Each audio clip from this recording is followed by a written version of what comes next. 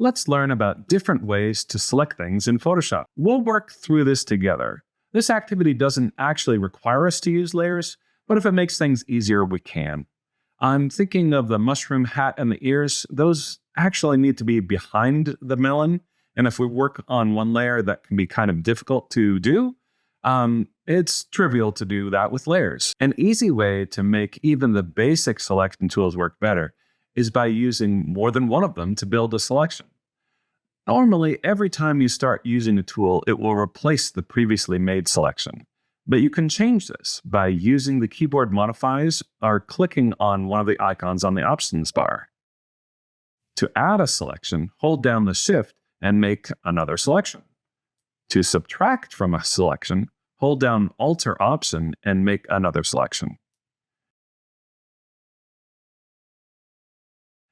And to intersect a selection, hold down Shift and Alt Option and make another selection.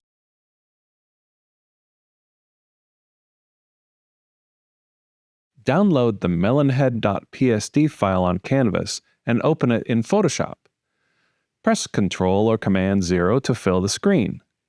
We'll start with the rectangular marquee tool. Drag it diagonally from the top left to the bottom right corner of the melon to create a rectangular selection. Make sure to include the whole melon.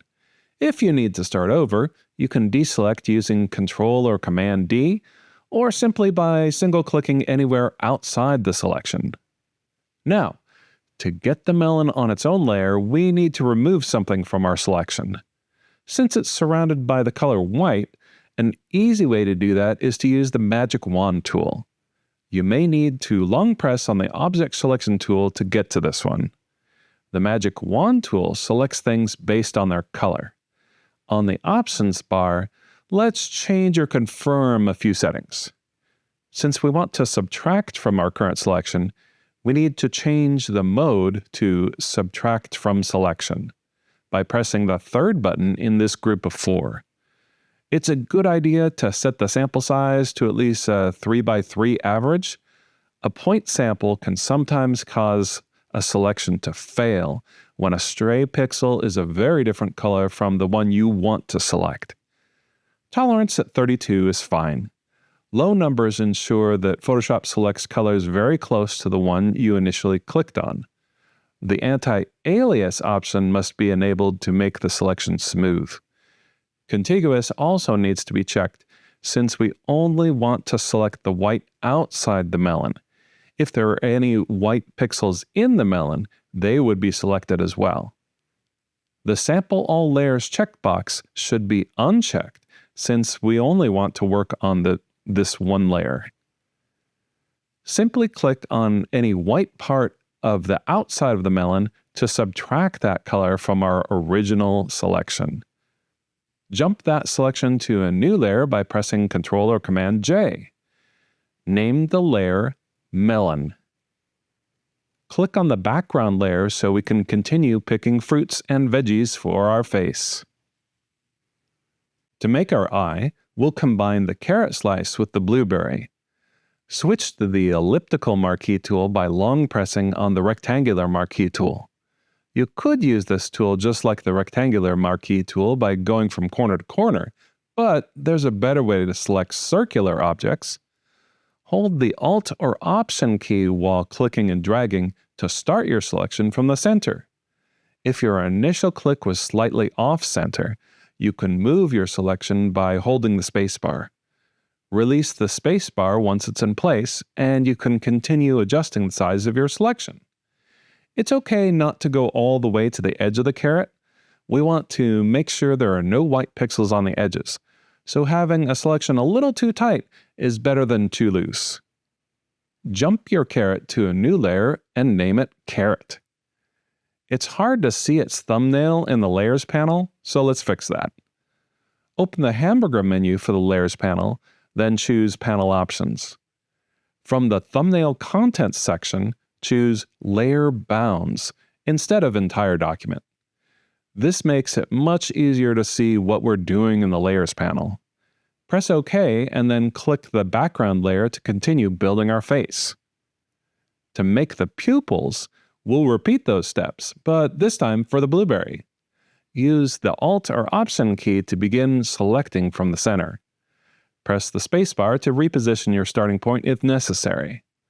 Jump the blueberry to a new layer and name it Blueberry. Switch to the Move tool and move the blueberry on top of the carrot. Uh-oh, it disappeared. We need to change the stacking order in the Layers panel. Drag the blueberry layer on top of the carrot layer. Fixed! Since our eye has two layers, we should group them together somehow.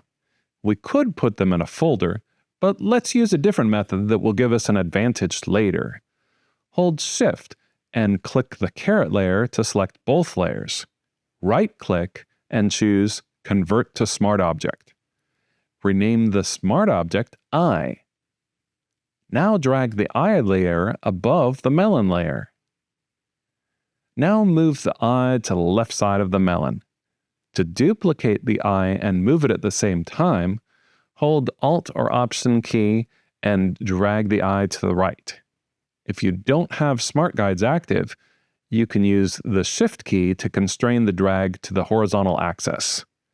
You can turn Smart Guides on or off from the View Show menu. We can leave the name as Eye Copy. Click the background layer, then switch to the Elliptical Marquee tool. This time, we're going to select the kiwi fruit to make the mouth.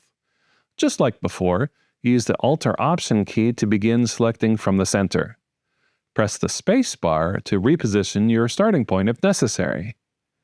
Jump the kiwi fruit to a new layer with Ctrl or Command J and name it Kiwi. Put the kiwi above the melon in the Layers panel. Switch to the Move tool and move the kiwi to where the mouth should go. Click the background layer again. Now let's give this face a nose. We'll use the pear tomato. Change to the magic wand and ensure Selection is set instead of Subtract from Selection on the options bar. Try clicking on different parts of the fruit. Uh-oh. No matter where you click, it's not selecting the whole thing. Bummer. Guess there's nothing we can do about it. Or is there? Let's try changing how this tool works a bit. On the options bar, change the tolerance from 32 to 50. Now, click in the middle of the pear tomato again. That made a bigger selection, but it didn't get all of it. Hold down the Shift key and click in an area that hasn't been selected yet to add to our current selection. The nice thing about using keyboard shortcuts instead of clicking the buttons on the options bar is that the tool reverts to its default state once you are done. Jump this to a new layer and stack it above the melon layer. Move it into place. It looks like we have a bit of an outline, especially at the bottom. Let's fix that. Let's undo a few steps by pressing Ctrl or Command Z a few times until we get back to the selection of a pear tomato on the background layer. Click the Select and Mask button on the options bar. This opens a separate workflow for us to refine our selection.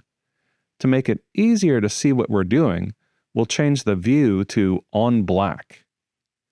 Now we'll switch the Refine mode to Object Aware, since we've already tried refining the selection with a Color Aware tool. Now we need to give this tool some idea of the region to work in. Since this is a low-resolution image, let's start with 1 pixel. Clicking on Smart Radius can also help when working with larger images. It automatically reduces the radius as needed. It's better to work with the smallest possible radius to keep the edges from getting too fuzzy. In the output settings, make sure output is set to Selection. And now press OK. Our selection is subtly improved. Jump the pear tomato to a new layer and rename it in the Layers panel. Drag it to the top of the melon layer and then switch to the Move tool to position it between the eyes. To create a bow tie, we'll need to select the pasta with the Lasso tool. This tool is ideal for selecting both curved and straight line edged objects. You may need to long press on the selection brush tool to find the lasso. We want to zoom in on the area where we will be working. Start from the top left corner and drag around the top of the pasta. This will take a while. Once you get to the right side, let's switch how this tool works a bit. This may seem scary, but I want you to hold down the Alt or Option key and release the mouse button. Now you can make your straight edges easily. Simply click on each corner. 1, 2, 3, 4, 5, 6, 7, 8, 9, 10, 11, 12, 13. Now, on the 14th, click and hold down the mouse button. Then release the Alt or Option key. You are back to the normal lasso tool, so you'll have to drag to continue the selection to the bottom left corner of the pasta. Once you get to that edge, hold the Alt or Option key and then release the mouse button. 1, 2, 3, 4, 5, 6, 7, 8, 9, 10, 11, 12, 13. Now, on the 14th, release the Alt or Option key to finish the selection. Jump it to a new layer and name it Bow Tie. Move the bow tie layer on top of the melon layer. Press Ctrl or Command 0 to zoom back out, then switch to the Move tool to move the pasta under the melon. Click the background layer in the Layers panel, and let's make that mushroom into a hat. Choose the Lasso tool and select around the mushroom's bulb. When you reach the right side, make the selection just beyond the mushroom a skosh. Loop back and finish the selection by releasing the mouse button. Now clean up that right side by holding down Alt or Option to temporarily switch this tool to Remove from Selection mode. Starting from outside the right side of the initial selection, lasso the area you don't want as part of the mushroom hat. Once you've finished the unselection, release the mouse button to perform the subtraction.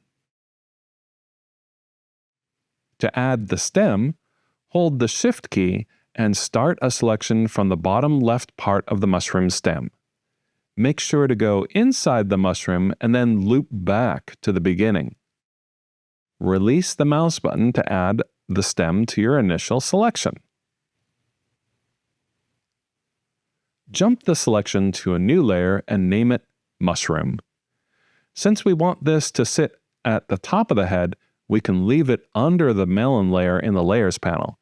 That will give us a nice curved bottom edge on the hat for free. To create some ears, we'll use the grapefruit, but only the fruit part. We don't want the rind. Click the background layer in the Layers panel, then switch to the Magnetic Lasso tool. This tool works by looking for hard edges. The kind of odd thing is you don't have to hold the mouse button down as you do with a regular lasso tool. Instead, you move the mouse over the edge of what you want to select, and Photoshop lays down reference points as you go. Start from the bottom left corner and work clockwise. Sometimes it gets confused about where the reference point should be. To fix that, just hit the backspace or delete key and move the mouse closer to where you want the edge to go.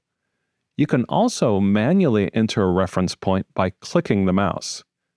Once you reach the bottom right edge, finish the selection by pressing Enter. No need to loop back to the beginning. Jump the selection to a new layer and name it Grapefruit. Once again, we want this below the melon layer, so we don't have to change the stacking order. Switch to the Move tool and move it to the left side of the melon.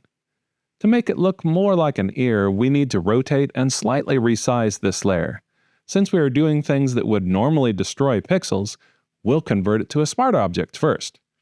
Right-click and choose Convert to Smart Object. Now it's safe to rotate it. To constrain in 15-degree increments, hold the Shift key while rotating. Now shrink the ear a bit to make it look more natural. Press Enter or Return once you're done. Duplicate the ear by holding Alt or Option while dragging it to the right side of the screen. Flip the ear by pressing Ctrl or Command T and then right-clicking and selecting Flip Horizontal. You'll probably need to adjust its position a bit. Press Enter or Return once you're done. Now give the melon head some eyebrows by using the rectangular Marquee and Magic Wand tools. Click the background layer first, then repeat the technique used to get the melon on a layer of its own. To review, make a rectangular Marquee selection of the radishes, and then make a Magic Wand selection of the white area with the mode set to Subtract from Selection. Or you could hold Alt or Option while clicking with the Magic Wand tool to temporarily switch it to subtractive mode. Jump the radishes to a new layer with Ctrl or Command J and rename the layer to Radishes. Drag the radishes layer to the top of the layer stack. Right-click on the layer and choose Convert to Smart Object. Switch to the Move tool, then move it above the eye on the left. You can scale or rotate the radishes to get the look you want. Duplicate the radishes by dragging to the right while holding Ctrl or Command. Press Ctrl or Command T and then right-click and select Flip Horizontal. To rotate or reposition this eyebrow differently from the other one, a lot of different expressions can be made by playing with the eyebrows. I promised we would return to the smart object we made at the beginning for the eyes. Double-click on the eye layer in the thumbnail image to open the smart object in a new tab. Press Ctrl or Command 0 to see what we're doing. Yikes! That's a giant eye. If your last name starts with a letter in the first half of the alphabet, A through M, use the Move tool to move the blueberry towards the left side. If your last name starts with a letter in the last half of the alphabet, N through Z, move the blueberry towards the right side. Since my last name starts with a P, I'll move it to the right. Close the smart object and press Save. Notice that both eyes have been adjusted. Behold the power of smart objects. Change to the Crop tool and set the ratio to 5:7 in the options bar. Move the image around to fit the crop window, then drag from the corners to crop out excess white space. If that ratio doesn't work for you, you can always press the Clear button and crop manually by freely dragging the corners or sides of the crop preview. Save the file as yourlastname-melonhead.psd. After watching the rest of this video, you can submit it on Canvas for grading. Most of these basic selection tools have been in Photoshop since the beginning of the program. The Quick Selection tool is the most recently added one. It was added all the way back in 2007. And like the Magic Wand tool, it selects based on similar color and tone. But it also bases its selection on similar textures. And where the Magic Wand tool is a single click and hope tool, the Quick Selection works more like a brush. And that's why I call it the blob tool, because it grows the selection as you paint through the object you want to select. Kind of like an amoeba. If you need to inverse the selection, you can press Shift plus Command I. Deselecting is done by pressing Ctrl or Command D. This removes any active selection. You could also go to the Select menu and choose Deselect, but who has time for that? Feathering softens the edge of the selection. You can go to Select, Modify Feather, and then specify how many pixels you want to feather. Similarly, you can expand or contract the selection. This is useful if your selection just needs to be a little tighter or looser. If you want an easier way to select things, you might want to try these 3 options. The Object Selection tool is a newer way to select things. Instead of selecting based on similar pixels, Photoshop intelligently finds objects in the image. You can use it as a lasso or a rectangular marquee, and you can change which mode from the options bar. Or you can simply hover over different subjects and click once the outline has, the preview outline has shown you this is what Photoshop thinks you want to select. Once you make your selection, Photoshop will refine it to just select the object you probably intended to select. Select Subject and Sky are available from the menu and do just what it says on the tin.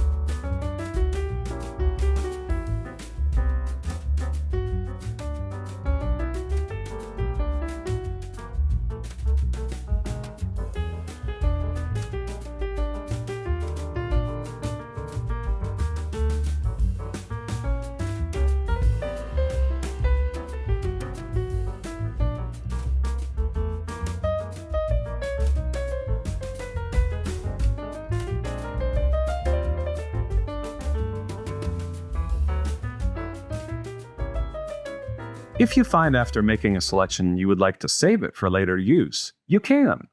These selections are saved to the Channels panel, along with the RGB or CMYK color channels. That's just a convenient place to put them. They don't actually affect the color output. They will normally not have an eyeball next to them. To recall the selection later, you can go to Select, Load Selection. An easier way is to switch to the Channels panel and then Control or Command click on the icon for the selection.